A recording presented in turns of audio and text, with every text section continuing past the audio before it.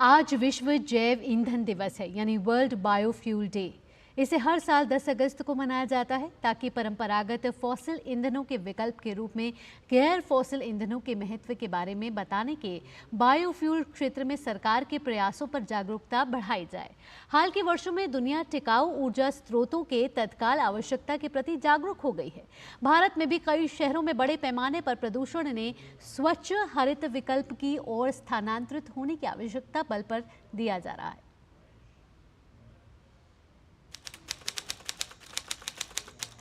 Biofuel सिर्फ विज्ञान नहीं है, बल्कि वो मंत्र है जो 21वीं सदी के भारत को, और न सिर्फ भारत को, पूरे विश्व की मानव जात को नई ऊर्जा देने वाला है। हाल के वर्षों में जैव ईंधन आशा की एक किरण के रूप में उभरा है, जो न सिर्फ जलवायु परिवर्तन से निपटने बल्कि सतत टिकाऊ भविष्य बनाने का मार्ग भी प्रशस्त कर रहा है। फसलों से निकले ईंधन, फसल के अवशेष से निकले ईंधन, कूड़े कचरे से निकले ईंधन को बायोफ्यूल के रूप में जाना जाता है। आज बायोफ्यूल भारत के गांव से लेकर शहर तक के जीवन को बदलने वाला है, बेहतर बनाने वाला है।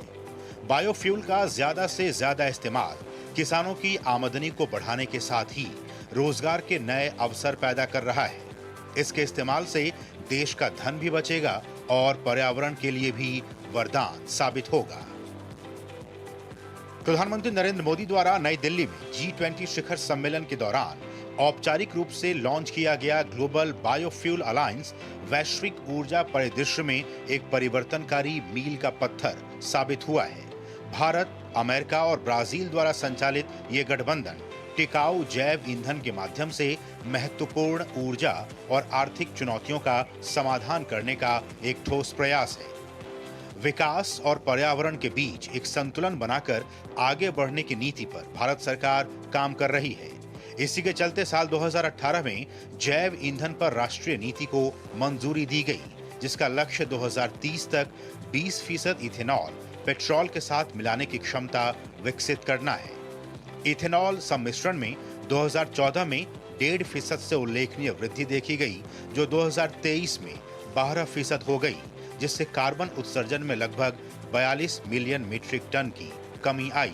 इसके साथ ही इथेनॉल के उपयोग से भारत की COP26 प्रतिबद्धताओं में भी मदद मिलेगी। 2024 के अंत तक दुनिया भर में जैव ईंधन की खपत 203.7 हजार मीट्रिक टन तक बढ़ने की उम्मीद है।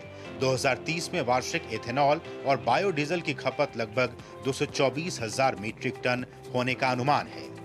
अंतर्राष्ट्रीय कच्चे तेल बाजार में अस्थिरता के कारण पेट्रोल और डीजल की कीमतें बढ़ रही है। जैव ईंधन के उपयोग को बढ़ावा देने और उसमें तेजी लाने के लिए इससे अधिक और इससे उपयुक्त समय नहीं हो सकता है, जो भारत को 2047 तक विकसित राष्ट्र के लक्ष्य की ओर बढ़ने में भी मदद करेगा।